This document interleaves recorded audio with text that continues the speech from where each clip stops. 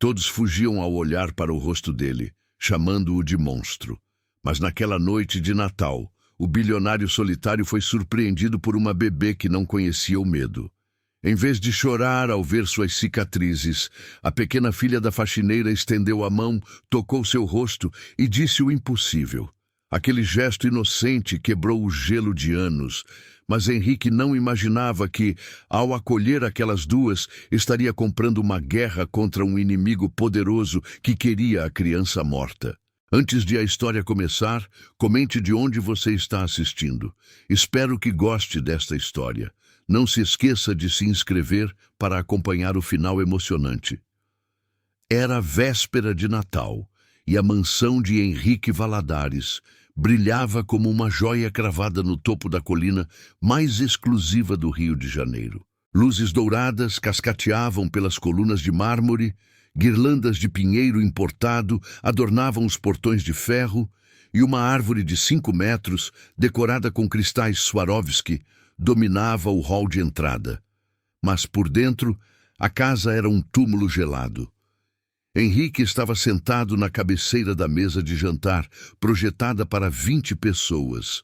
Diante dele, apenas um prato de porcelana com um jantar sofisticado que ele mal tocara.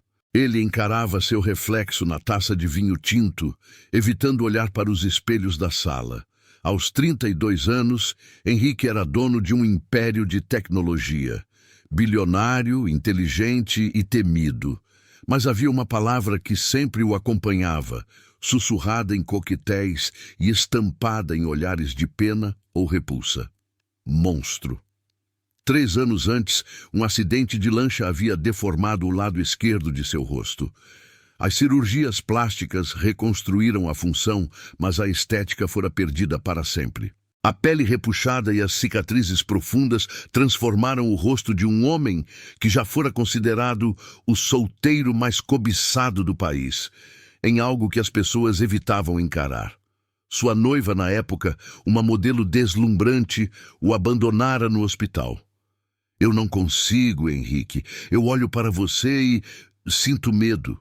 Como vou apresentar você aos meus amigos? Como vamos sair em fotos? Ela dissera, antes de devolver o anel de noivado e sair para nunca mais voltar. Desde então, Henrique se trancara. Ele trabalhava de casa, evitava eventos e demitia qualquer funcionário que ousasse sustentar o olhar sobre sua cicatriz por mais de 2 segundos. Ele se tornou amargo, cruel e profundamente solitário. "O vinho está do agrado do Senhor?" perguntou o mordomo com a voz trêmula, mantendo os olhos fixos na toalha de mesa. "Está azedo, como tudo nesta casa", respondeu Henrique, a voz grave e rouca. "Pode se retirar, Alberto. Vá para a sua família. Não quero ninguém aqui hoje à noite." "Quero silêncio." "Mas, senhor, a equipe de limpeza extra ainda está terminando a ala oeste. A empresa mandou uma substituta de última hora. Mande embora, agora!" Henrique bateu a mão na mesa, fazendo os cristais tinirem. Alberto assentiu e correu para a cozinha. Na área de serviço, o clima era de pânico. Júlia, uma jovem de 24 anos, com o uniforme azul da empresa terceirizada, tentava desesperadamente limpar uma mancha de vinho no tapete do corredor, enquanto seu coração batia descompassado. Escondida atrás do carrinho de limpeza, dentro de um cesto de roupas sujas coberto por toalhas, estava Mel, sua filha de apenas 1 ano e meio. Júlia não tinha onde deixar a menina. A creche fechara para o feriado, sua vizinha ficara doente e ela precisava daquele plantão de Natal. O pagamento era triplo. Era o dinheiro que garantiria o aluguel e o leite especial de Mel para o mês seguinte. Ela havia arriscado tudo, rezando para que o monstro da colina não aparecesse. "Júlia!" sussurrou o mordomo, entrando apressado na área de serviço. "O senhor Henrique mandou todo mundo sair. Agora, ele está de mau humor. Se ele te vir aqui, vai reclamar com a agência e você perde o emprego." "Mas eu não terminei o tapete do corredor principal." Júlia empalideceu. Andy, se eu sair sem terminar, a supervisora desconta do meu pagamento. Então termine rápido e saia pelos fundos. Pelo amor de Deus, não faça barulho. O mordomo saiu, deixando Júlia sozinha na mansão gigantesca. Ela correu para o corredor, esfregando o tapete com força. Mel, no cesto, começou a resmungar. Shh, filha, por favor, sussurrou Júlia, com lágrimas nos olhos. Só mais um pouquinho. A mamãe já vai te dar o colinho. Mas crianças não entendem o medo dos adultos. Mel, entediada e curiosa, empurrou as toalhas que a cobriam. Ela viu as luzes piscando na sala de jantar, no final do corredor.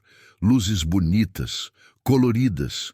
Enquanto Júlia estava de costas, focada na mancha, a pequena Mel engatinhou para fora do cesto. Com seus passinhos incertos, de quem aprendeu a andar há pouco tempo, ela seguiu em direção ao brilho. Na sala de jantar, Henrique estava com a cabeça entre as mãos. A solidão do Natal era física. Ele se lembrava de quando sua casa era cheia, de quando ele era amado, ou achava que era. Agora, ele era apenas o milionário feio. Eu deveria acabar com tudo, murmurou ele para o vazio. Vender essa casa, doar o dinheiro e sumir para uma ilha onde ninguém me veja. De repente, ele sentiu algo encostar em sua perna. Henrique retesou. Ele olhou para baixo, esperando ver um dos cães de guarda. Mas o que viu o deixou paralisado. Uma bebê. Uma menina minúscula, vestida com um vestidinho vermelho de veludo barato e surrado, com um laço torto na cabeça. Ela segurava um ursinho de pelúcia encardido que faltava um olho. A menina olhava para cima, olhava diretamente para ele. Henrique sentiu o pânico habitual subir. Ele virou o rosto rapidamente, escondendo o lado cicatrizado na sombra. Quem deixou essa criança entrar? Ele tentou gritar, mas a voz saiu estrangulada. Alberto! A menina não se assustou com o grito. Ela continuou parada, apoiando as mãozinhas gordinhas no joelho dele, tentando se equilibrar.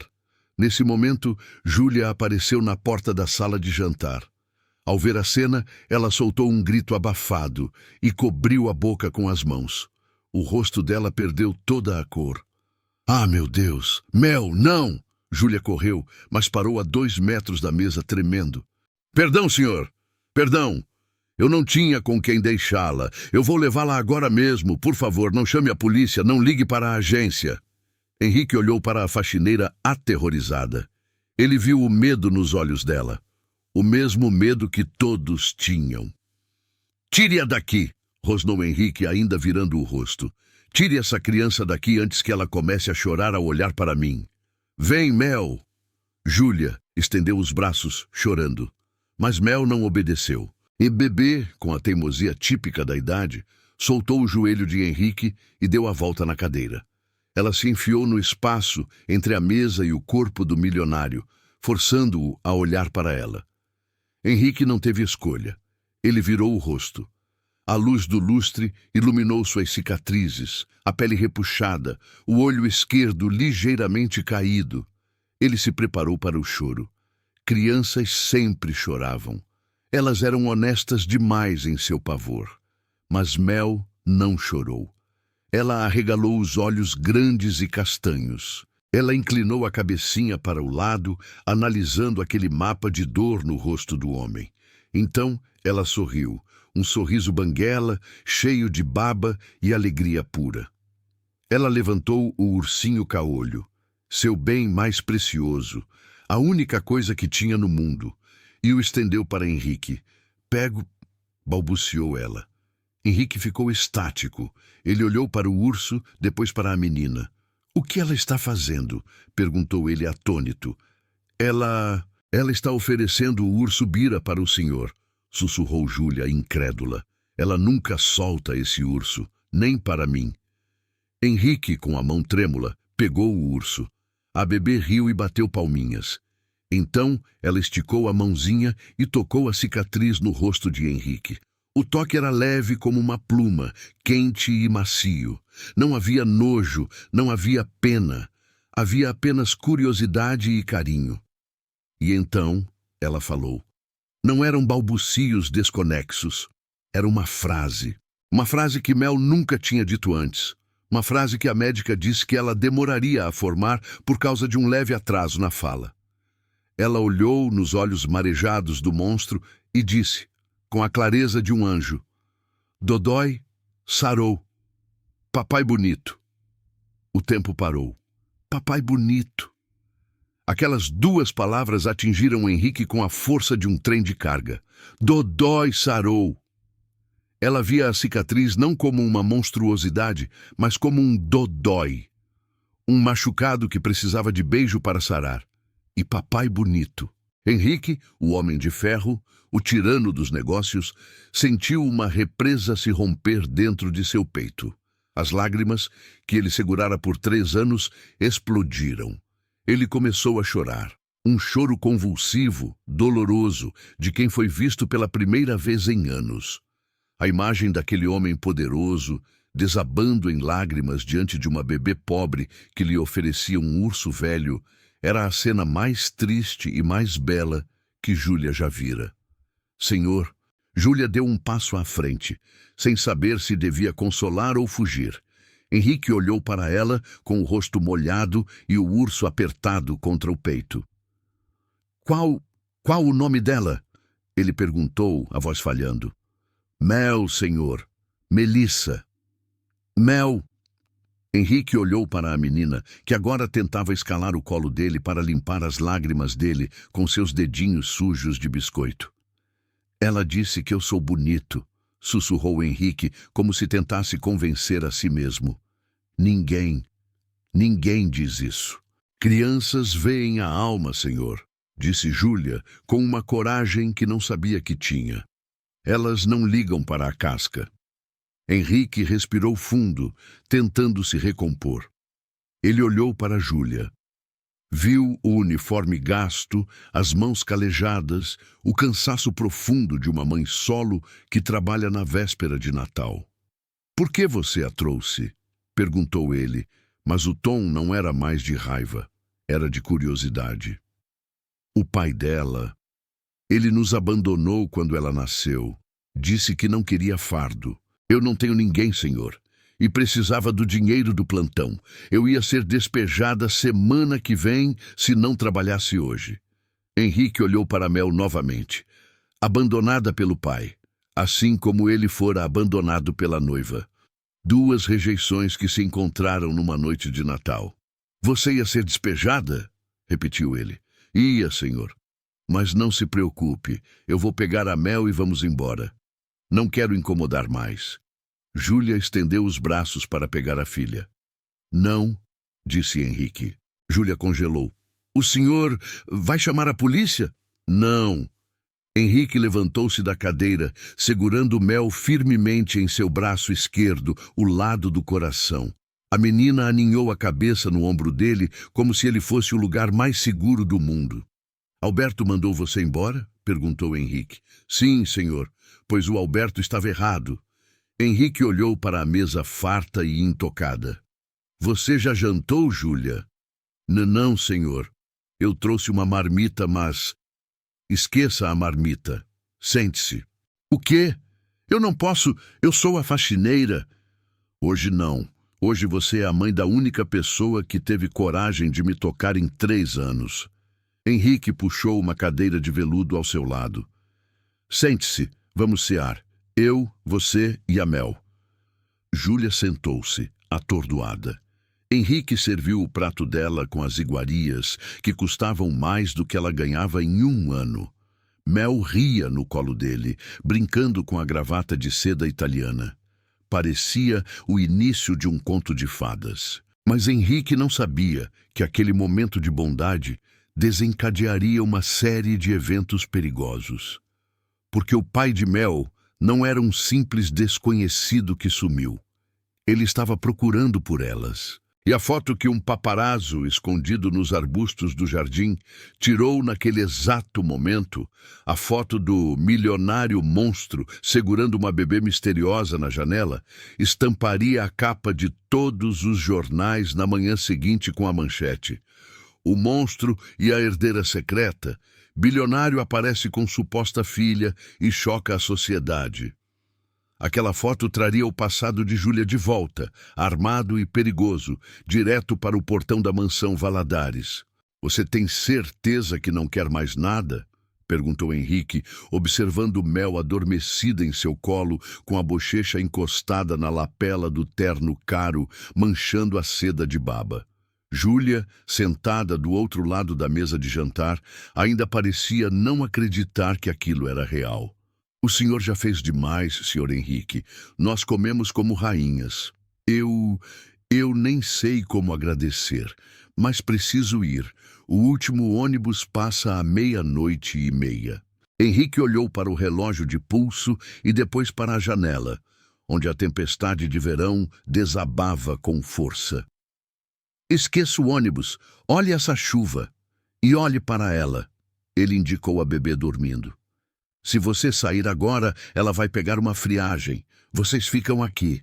Aqui, na mansão. Júlia arregalou os olhos. O senhor está louco? O que os vizinhos vão falar? O que os funcionários vão pensar? Uma faxineira dormindo na casa do patrão?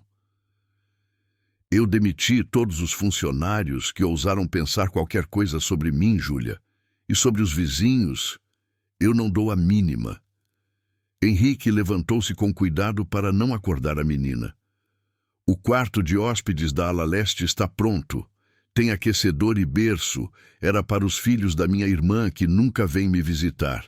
Fiquem, pelo menos esta noite. É Natal. Júlia hesitou.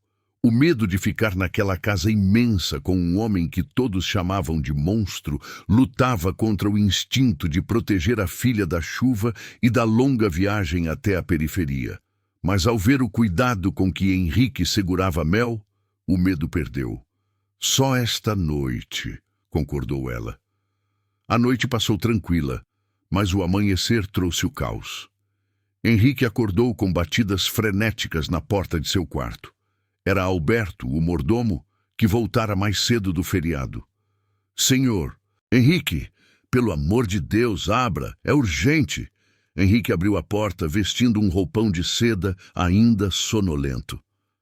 O que foi, Alberto? A casa está pegando fogo? Pior, senhor. O seu nome, a sua foto, está em todo lugar. Alberto estendeu um tablet.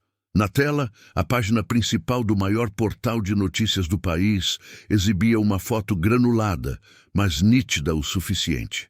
Mostrava Henrique na janela da sala de jantar, segurando Mel no colo, com Júlia ao fundo, sorrindo. O ângulo da foto destacava a cicatriz de Henrique de forma grotesca, contrastando com a beleza angelical da bebê. A manchete gritava em letras garrafais: a bela e a fera da vida real, o recluso bilionário Henrique Valadares é flagrado com suposta filha secreta e mulher misteriosa em noite de Natal. Os comentários abaixo da matéria eram cruéis. Olha a cara dele, coitada dessa criança. Quanto será que essa mulher cobrou para ficar com esse monstro? Isso é golpe do baú na certa. Henrique sentiu a bile subir à garganta. Ele estava acostumado a ser atacado, mas agora eles estavam atacando Júlia e Mel. Onde elas estão? Perguntou Henrique, a voz dura. Na cozinha tomando café. Elas não viram ainda. Henrique desceu as escadas correndo. Ao entrar na cozinha, encontrou Júlia dando papinha para Mel. A cena era doméstica, pacífica. Tudo o que aquela manchete tentava destruir. Júlia, chamou ele. Ela se virou, sorrindo.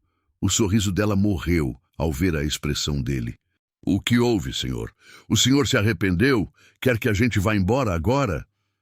Não, eu quero que você veja isso. Ele colocou o tablet na mesa. Júlia leu. Seus olhos se encheram de lágrimas, mas quando ela chegou ao final da matéria, onde dizia A identidade da mãe ainda é desconhecida, mas fontes dizem ser uma funcionária. Ela começou a tremer incontrolavelmente. Não, não pode ser, ela sussurrou, aterrorizada. Ele vai ver. Quem vai ver? Perguntou Henrique. O pai da Mel, o Sandro.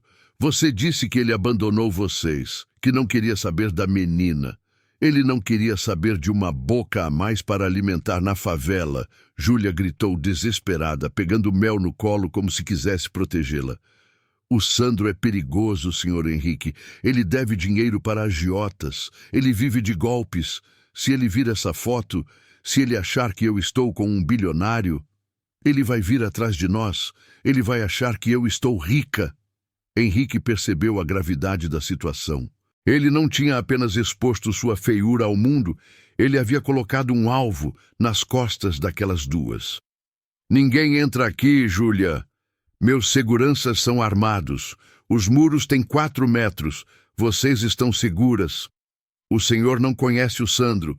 Ele não vai entrar pelo portão da frente. Ele vai usar a lei. Ele ainda é o pai no registro. Ele pode alegar sequestro. Ele pode tirar a Mel de mim só para te extorquir. Nesse momento, o telefone de Júlia, um aparelho velho com a tela trincada que estava sobre a mesa, começou a tocar. O nome no visor fez o sangue de Júlia congelar. Sandro. Ela olhou para Henrique paralisada. É ele, sussurrou ela. Não atenda, ordenou Henrique. Mas o telefone parou, e segundos depois chegou uma mensagem de áudio. Júlia, com as mãos trêmulas, apertou o play. A voz rouca e debochada de Sandro encheu a cozinha luxuosa. E aí, Julinha, que subida de vida, hein, nega? Vi sua foto com o Frankenstein rico no jornal. A bonequinha tá linda no colo do Papai Novo. Tô com saudades da minha filha. Acho que vou aí fazer uma visita pra gente conversar sobre a guarda da menina, ou sobre quanto vale o meu silêncio. Me espera. Mel, ouvindo a voz do pai, começou a chorar. Não um choro de manha, mas um choro sentido. Henrique sentiu uma raiva que não sentia há anos. Não era a raiva amarga de sua solidão, era uma raiva protetora. Ele pegou o celular da mão de Júlia. Ele sabe onde é a casa? Perguntou Henrique. Todo mundo sabe onde é a mansão Valadares, senhor. É ponto turístico. Ótimo, deixe ele vir. O senhor vai brigar com ele? Por favor, não. Ele anda armado, ele é violento. Eu não vou brigar com ele, Júlia. Eu vou destruí-lo. Mas para isso preciso que você confie em mim. Henrique segurou os ombros dela. Eu tenho advogados, tenho poder e tenho dinheiro. Coisas que o Sandro só sonha em ter. Mas se ele é o pai biológico, ele tem direitos legais. A não ser... Henrique parou, uma ideia insana formando-se em sua mente. A não ser o quê? Perguntou Júlia. A não ser que a gente mude a narrativa antes dele chegar. A manchete diz que Mel é minha suposta filha secreta. E daí? Um exame de DNA prova que é mentira em 2 dias. E se a gente não fizer o exame? Henrique olhou profundamente nos olhos dela. E se a gente confirmar? E se eu assumir a paternidade da Mel publicamente agora mesmo? O quê? Mas isso é mentira. É crime. É proteção. Se ela for registrada como minha filha, com o meu sobrenome, o Sandro terá que brigar com o exército jurídico das indústrias Valadares, não com uma faxineira indefesa. Eu posso alegar que ele é um impostor tentando tirar vantagem. Posso soterrá-lo em processos até ele desistir. Mas por que o senhor faria isso? O senhor nos conheceu ontem. O senhor odiava crianças. Henrique olhou para Mel, que havia parado de chorar e agora brincava com os botões da camisa dele. Ela olhou para a minha cicatriz e sorriu. Júlia, ninguém nunca fez isso. Eu tenho bilhões na conta, mas sou um miserável. Você tem uma filha maravilhosa, mas está em perigo. Vamos fazer um acordo. Henrique estendeu a mesma mão que comandava impérios. Eu dou a proteção, o sobrenome e a vida que a Mel merece. Em troca, vocês ficam. Vocês enchem essa casa vazia. Você finge ser minha namorada para a imprensa e nós destruímos o Sandro juntos. Aceita? Júlia olhou para a porta, imaginando Sandro chegando a qualquer momento. Olhou para Mel. Olhou para o monstro, que naquele momento parecia um cavaleiro de armadura brilhante, mesmo com o rosto marcado.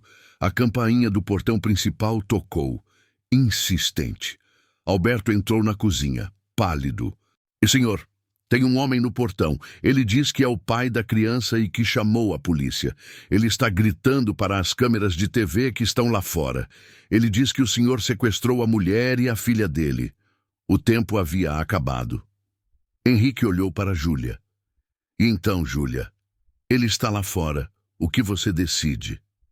Júlia respirou fundo, secou as lágrimas e segurou a mão de Henrique. Eu aceito. Henrique pegou o telefone interno e ligou para a portaria. Alberto, deixe o homem entrar. E mande a imprensa entrar também. Vamos dar um show. O portão se abriu. O plano arriscado de Henrique estava em andamento, mas ele subestimava a maldade de Sandro. O ex-namorado não queria apenas dinheiro. Ele tinha um segredo sobre a origem de Mel que nem mesmo Júlia sabia. Um segredo que poderia colocar Henrique na cadeia não como salvador, mas como criminoso. Os portões de ferro da mansão Valadares se abriram com um rangido metálico que parecia um prenúncio de guerra. Imediatamente o jardim impecável foi invadido. Flashes de câmeras estouravam como relâmpagos. Repórteres gritavam perguntas atropeladas e no centro de tudo caminhava Sandro. Ele vestia uma camiseta surrada, estrategicamente escolhida para parecer humilde, e lágrimas falsas escorriam pelo seu rosto mal barbeado. "Devolvam minha filha!" gritava ele para as lentes de TV.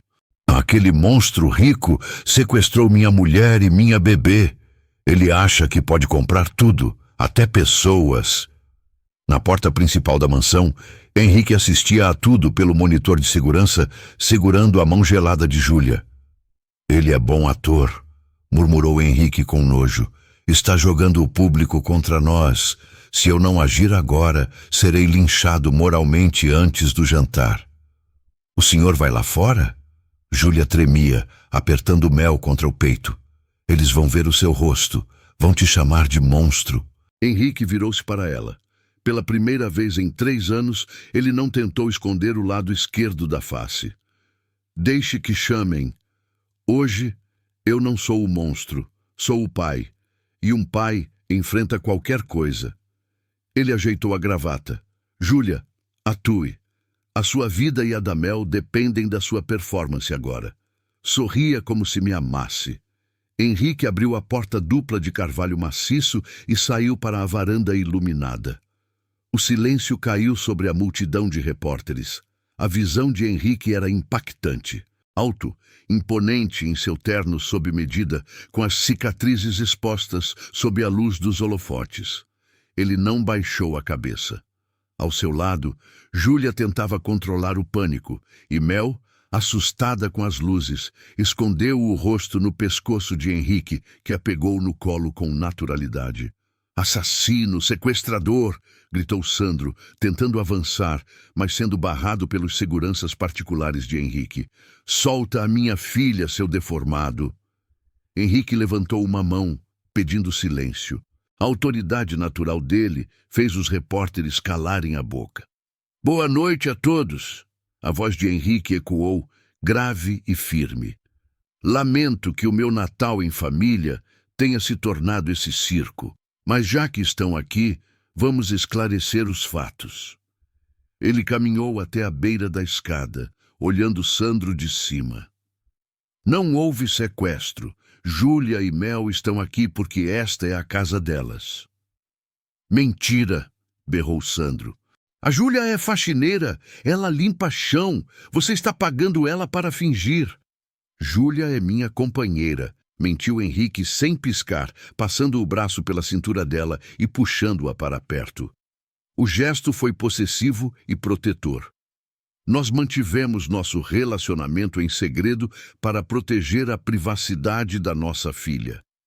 Mas, infelizmente, o pai biológico, este senhor que os senhores veem fazendo escândalo, é um homem que abandonou a criança assim que ela nasceu. Os flashes dispararam freneticamente. A narrativa estava mudando. O monstro estava se revelando um herói romântico. Ele a abandonou na favela, sem comida, sem remédios, continuou Henrique implacável. E agora que descobriu que a ex-mulher está reconstruindo a vida com alguém que pode dar futuro à menina, ele aparece. Não por amor, mas por dinheiro. Os repórteres viraram as câmeras para Sandro. Isso é mentira? Sandro estava vermelho de ódio. O plano dele de se fazer de vítima estava desmoronando. Ele precisava jogar sujo, muito sujo. Sandro meteu a mão no bolso e tirou um papel amassado. Dinheiro? Você fala de dinheiro? Sandro riu, um riso maníaco. Então explique isso aqui para a imprensa, Sr. Valadares. Sandro correu em direção a um policial que acompanhava a confusão. Oficial, eu quero prestar queixa de cárcere privado e aliciamento. E tenho prova de que esse homem não é namorado coisa nenhuma. Ele é um cliente. Sandro mostrou o celular para o policial e para uma câmera de TV próxima. Era um print de uma conversa antiga de Júlia com uma amiga, onde ela dizia: consegui um bico de Natal na casa do monstro da colina. Dizem que ele é horrível, mas paga bem. Vou levar a Mel escondida. A multidão arfou. A farsa do namoro secreto caiu por terra em segundos. Ela foi lá para limpar o chão, gritou Sandro, triunfante. E ele a comprou. Ele está comprando a minha filha. Isso é tráfico de pessoas. Prendam ele. O clima virou instantaneamente. Os olhares de admiração para Henrique se transformaram em suspeita. O policial, um homem sério, subiu os degraus. Senhor Valadares, a senhora Júlia é sua funcionária ou sua esposa? Perguntou o oficial. Porque se ela for funcionária e estiver aqui com a menor sem autorização do pai, o senhor está cometendo uma infração grave. Henrique sentiu o suor frio nas costas. Ele fora pego na mentira. Júlia, vendo que Henrique estava encurralado, tomou a frente.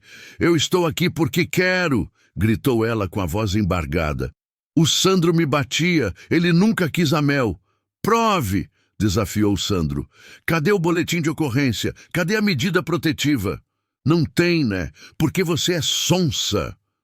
Sandro subiu os degraus, aproveitando a hesitação dos seguranças diante da polícia. Ele chegou perto de Henrique, perto o suficiente para sentir o cheiro do perfume caro e ver as cicatrizes de perto. Me dá a menina, sibilou Sandro, estendendo os braços para pegar Mel. Mel começou a chorar e se agarrou ao pescoço de Henrique com força total. Não! Gritou a bebê. Papai! A palavra papai, dita pela menina olhando para Henrique, fez o coração de todos parar. Até o policial hesitou. Sandro, furioso por ser rejeitado pela própria filha em favor do monstro, perdeu o controle. Ele se aproximou do ouvido de Henrique, longe dos microfones, e sussurrou o segredo que guardava como trunfo final. Você acha que venceu porque ela te chamou de pai? Sussurrou Sandro com um sorriso cruel. Aproveite enquanto dura, Frankenstein. Porque essa menina não é minha filha. Henrique franziu a testa, confuso. O que você está dizendo? E ela também não é filha da Júlia, continuou Sandro, destilando o veneno. A Júlia acha que é. A coitada desmaiou no parto clandestino que fizemos no barraco. A filha dela nasceu morta, Henrique, enforcada no cordão umbilical. Henrique sentiu o sangue gelar. Ele olhou para Júlia, que estava a 2 metros dali, alheia à conversa, defendendo-o para o policial. Eu troquei os bebês, confessou Sandro, baixo e rápido. A vizinha do lado, uma viciada, tinha acabado de parir e morreu de overdose. Eu peguei a menina viva dela e coloquei no lugar da morta. A Júlia cria essa menina há 1 ano achando que é sangue do sangue dela. Henrique apertou Mel nos braços, horrorizado com a frieza daquele homem. Você é um psicopata. Eu sou um sobrevivente. E você sabe qual é o problema? Sandro piscou. Eu descobri semana passada quem era o cliente daquela viciada. A Mel não é filha de qualquer um.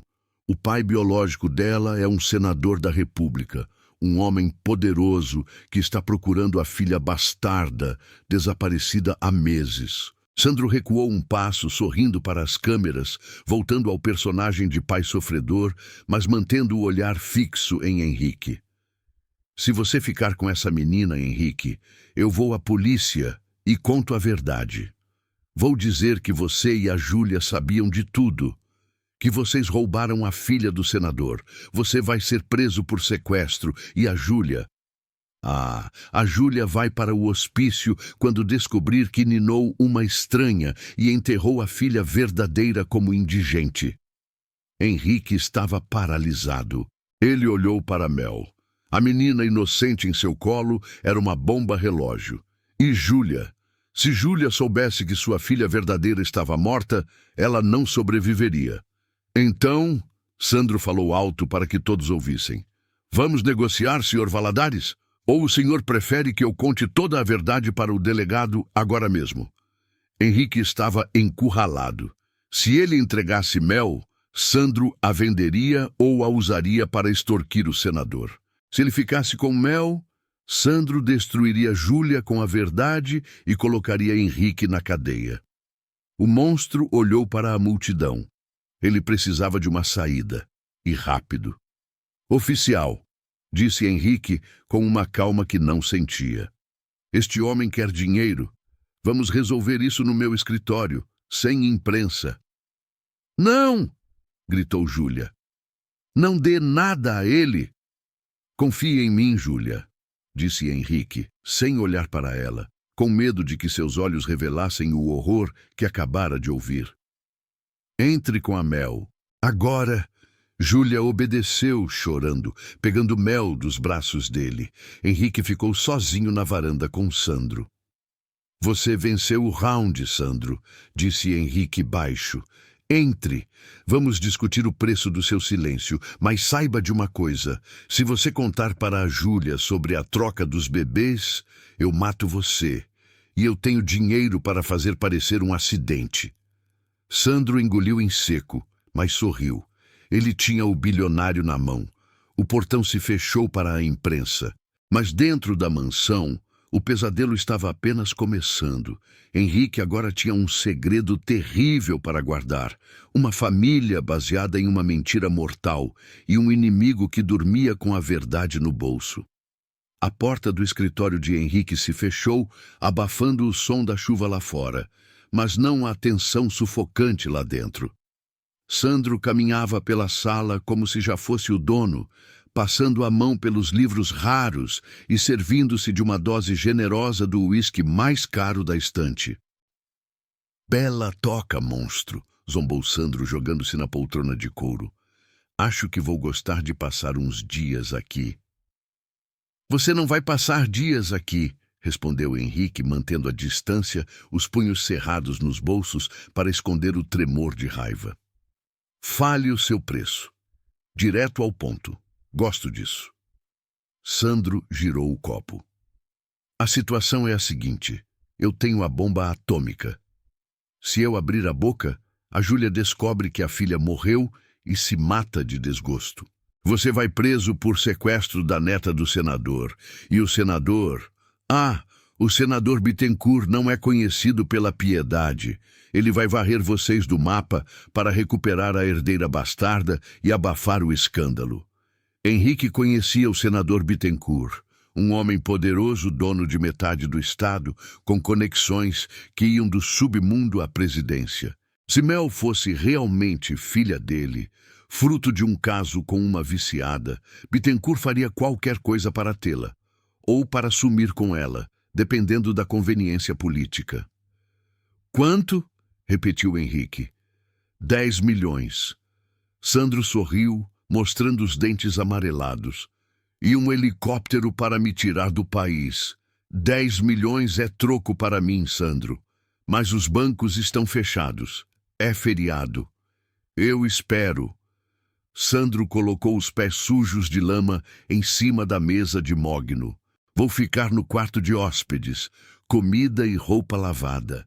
Se eu desconfiar que você chamou a polícia ou tentou me enganar, eu mando um zap para a Júlia contando onde a filha dela está enterrada. Henrique sentiu o estômago revirar. A crueldade daquele homem não tinha limites. Feito, mas você fica longe delas. Se você olhar torto para a Júlia ou para a Mel, eu quebro o acordo e as minhas próprias regras de não violência. Henrique saiu do escritório trancando a porta por fora, embora soubesse que Sandro não fugiria. Ele tinha o que queria, um refém milionário. No andar de cima, no quarto da ala leste, a cena era o oposto da podridão do escritório. Júlia estava sentada na beira da cama, ninando Mel, que finalmente dormira. Ao ver Henrique entrar, ela se levantou num pulo. O que ele queria? O que vocês conversaram? Ele vai embora? Henrique olhou para aquela mulher. Olhou para o amor incondicional que ela tinha nos olhos ao olhar para a bebê. Ela não é sua filha. A voz de Sandro ecoava na mente de Henrique. A sua morreu enforcada no cordão. Como ele poderia proteger Júlia dessa verdade? Como poderia olhar para ela todos os dias, sabendo que a felicidade dela era baseada numa mentira trágica? Ele quer dinheiro, Júlia, mentiu Henrique, aproximando-se. Ele concordou em nos deixar em paz e assinar a desistência da paternidade em troca de uma quantia. Ele vendeu a própria filha? Júlia balançou a cabeça com nojo e alívio. Eu sabia que ele não prestava, mas... O senhor vai pagar? É muito dinheiro? O dinheiro não importa.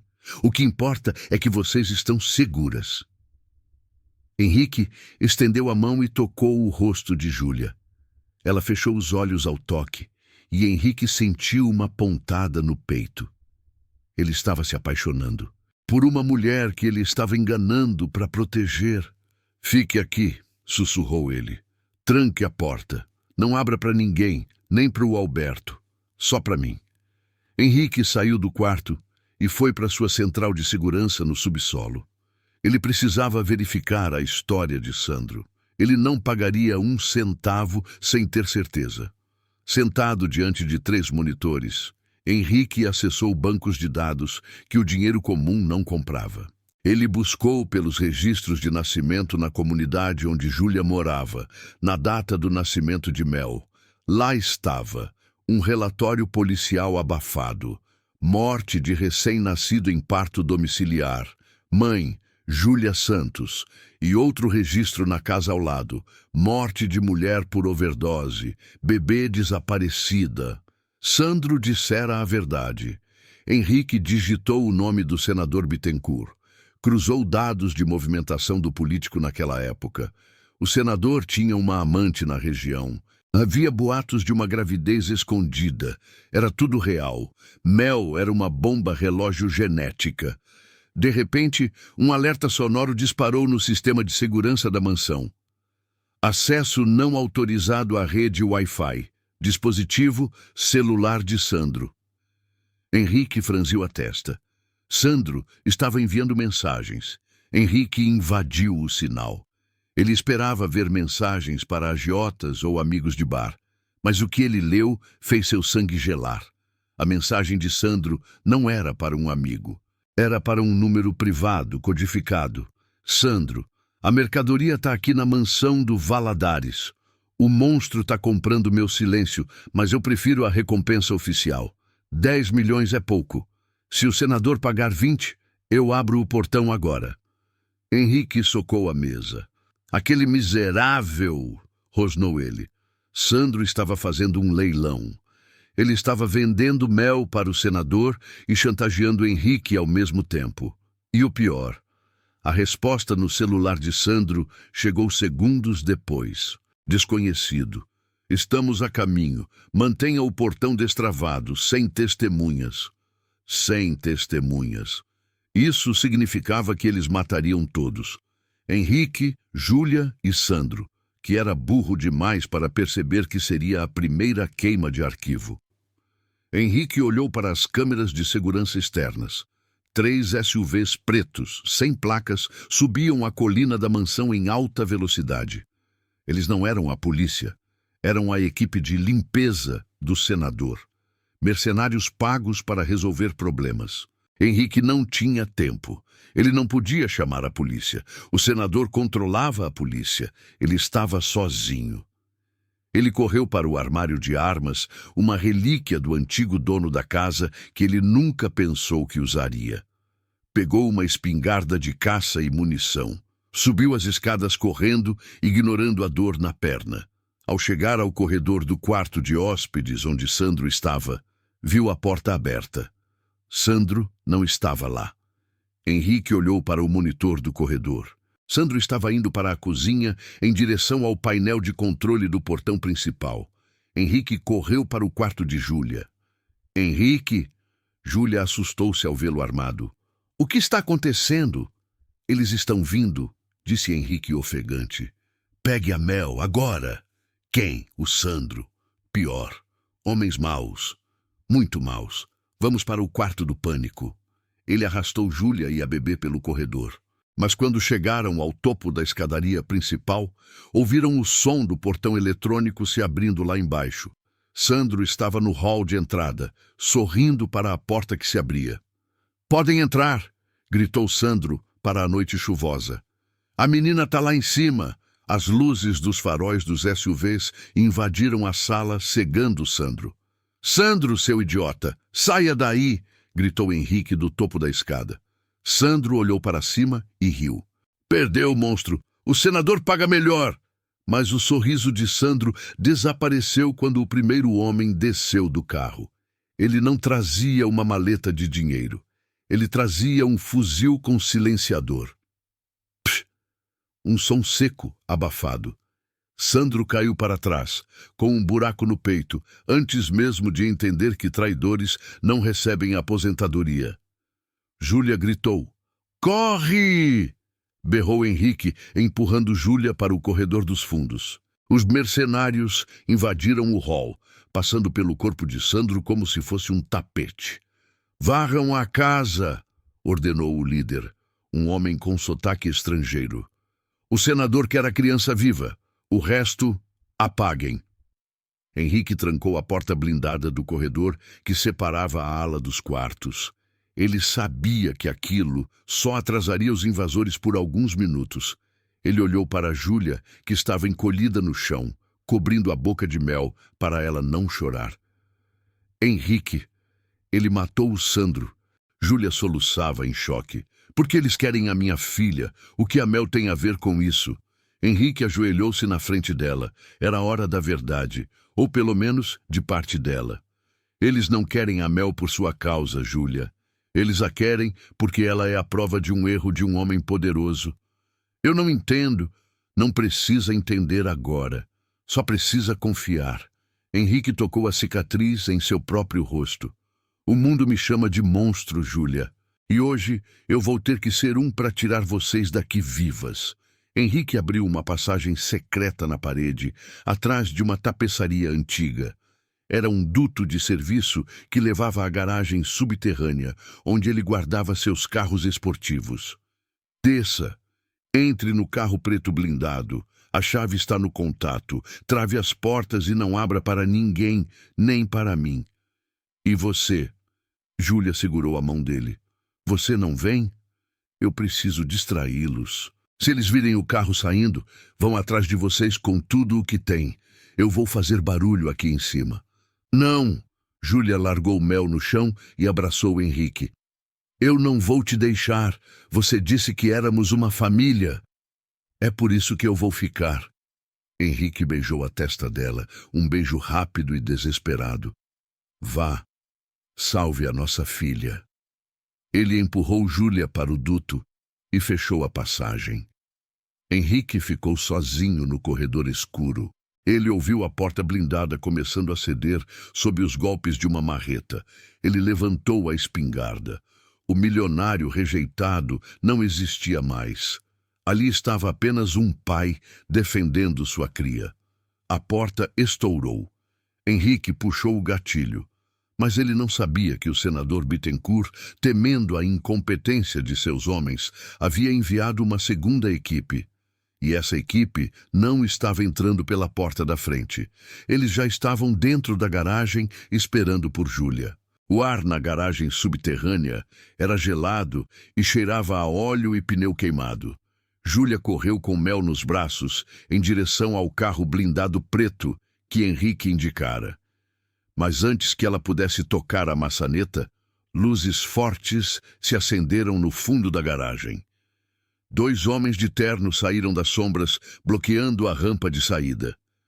"A senhora não vai a lugar nenhum, dona Júlia", disse um deles, calmo e profissional. "Entregue a criança. O senador está ansioso para conhecer a neta." Júlia recuou, encostando-se na parede fria. Mel começou a chorar, sentindo o terror da mãe. "Vocês mataram o Sandro", sussurrou Júlia. "Vocês vão nos matar também." "Não a senhora. A senhora é apenas dispensável, mas a criança é valiosa. Entregue-a, e prometemos que será rápido." Júlia olhou para os lados, sem saída. Ela abraçou Mel, virando de costas para os homens, disposta a servir de escudo humano. "Nunca!" gritou ela. O homem suspirou e levantou a arma. "Uma pena." Mas antes que ele pudesse dar um passo, uma voz ecoou pelos alto-falantes da garagem. Uma voz distorcida, metálica e furiosa. "Afas, tem-se." As luzes da garagem piscaram e ficaram vermelhas. "O que é isso?" perguntou o segundo mercenário, olhando em volta. De repente, o motor do carro esportivo mais caro da coleção de Henrique, uma Ferrari vermelha estacionada atrás dos homens, ligou sozinho. O rugido do motor V12 foi ensurdecedor no espaço fechado. "O carro tá ligado!" gritou o homem. "Eu controlo tudo nesta casa." A voz de Henrique ribombou novamente, inclusive o sistema de supressão de incêndio. Com um som de jato de ar, o teto da garagem se abriu e uma espuma química branca e densa foi disparada com violência sobre os 2 mercenários. Eles gritaram, cegos e sufocados pela substância pegajosa. Ao mesmo tempo, as grades de aço da garagem desceram, travando a saída. Júlia, protegida no canto, viu a porta do elevador de serviço se abrir. Henrique saiu de lá.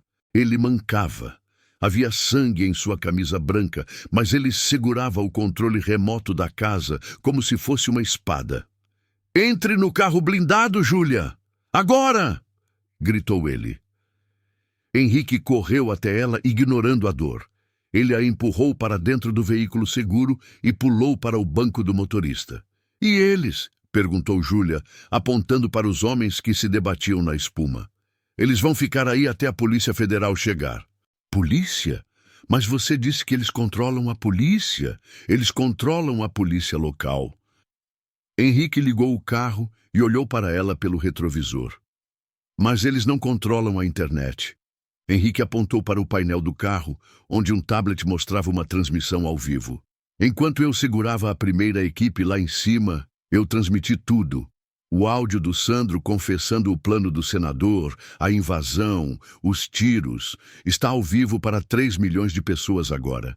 O país inteiro sabe que o senador Bittencourt mandou matar uma bebê para encobrir um escândalo." Júlia olhou para a tela. Os comentários rolavam freneticamente. "Assassinos! Salvem a bebê! Prendam o senador!" O jogo acabou, Júlia. A luz venceu as trevas. 2 horas depois, a mansão Valadares estava cercada, mas não por mercenários. Dezenas de viaturas da Polícia Federal, helicópteros de TV e uma multidão de curiosos se aglomeravam no portão. O senador Bittencourt foi preso em sua casa de praia tentando fugir. A gravação de Sandro e a transmissão de Henrique foram provas irrefutáveis. Dentro da mansão, paramédicos cuidavam do ferimento no ombro de Henrique, um tiro de raspão que ele levara ao defender a escada. Júlia estava sentada ao lado dele, com Mel dormindo em seu colo. O silêncio agora era de paz, não de solidão. "Você salvou a gente", disse Júlia, tocando a mão dele. Você quase morreu por uma filha que nem é sua. Henrique olhou para Mel. O advogado disse que com a prisão do senador e a morte da mãe biológica, a Mel é uma órfã do Estado. Ela iria para um abrigo amanhã. Júlia apertou a menina, o pânico voltando. Eles não podem tirá-la de mim. Eu sou a mãe dela, eu a criei. Eles não vão tirar. Henrique sorriu, e pela primeira vez, Júlia não viu a cicatriz.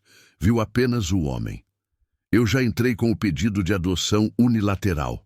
E como eu, supostamente, tenho um relacionamento estável com a mãe afetiva, Henrique tirou uma caixa de veludo do bolso do paletó rasgado. Era um anel que pertencera à sua avó.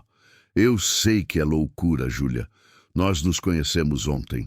Mas em 24 horas vivemos uma vida inteira. Você viu o meu pior lado e não correu. A sua filha viu o meu rosto e sorriu. Henrique pegou a mão dela. Eu não quero que você seja minha empregada. E não quero que seja minha namorada de mentira. Eu quero que você e a Mel fiquem. Quero que me ensinem a ser humano de novo. Júlia, você aceita casar com um monstro para salvar a princesa? Júlia olhou para aquele homem. Rico, sim. Marcado, sim. Mas com o coração mais nobre que ela já conhecera. Você não é um monstro, Henrique, disse ela beijando a cicatriz no rosto dele. Você é o nosso herói, e eu aceito. Um ano depois, Natal. A mansão Valadares brilhava novamente. Mas dessa vez não era um brilho frio de vitrine. Havia bicicletas espalhadas pelo jardim, um cachorro correndo pelo gramado e música alta tocando.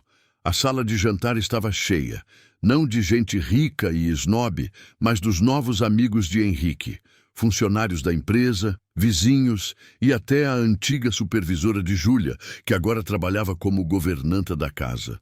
Na cabeceira da mesa, Henrique ria. Ele não escondia mais o rosto. A cicatriz ainda estava lá, mas ninguém parecia notar. Mel, agora com 2 anos e meio, corria pela sala com um vestido vermelho novo. Papai! Papai! Gritou ela, pulando no colo de Henrique. O que foi, princesa? O Papai Noel chegou! Na porta, um Papai Noel gordo e feliz entrou distribuindo presentes. Júlia, grávida de 6 meses, aproximou-se de Henrique e abraçou-o por trás. Ela está feliz, sussurrou Júlia. Nós estamos, corrigiu Henrique, segurando a mão da esposa e a da filha adotiva. Henrique olhou para o reflexo no vidro da janela. Ele viu o homem com a cicatriz, mas pela primeira vez ele achou aquele homem bonito, porque aquele homem era amado. O milionário feio havia morrido na noite passada de Natal. Quem vivia ali agora era Henrique, o pai da Mel, o marido da Júlia, o homem mais rico do mundo, não pelo dinheiro no banco, mas pelo amor que transbordava naquela mesa. E quando Mel olhou para ele e disse, "Te amo, papai", Henrique soube que nenhuma cirurgia plástica no mundo poderia ter lhe dado um sorriso tão perfeito quanto o que ele tinha agora. Curtiu a história? Então mostra seu apoio deixando o like. Isso me ajuda a entender que você quer mais conteúdos assim. Aproveita e se inscreve no canal, ativa o sininho para não perder nenhuma das próximas histórias. E não esquece de comentar aqui embaixo o que achou. Sua opinião é muito importante para continuar trazendo vídeos como este.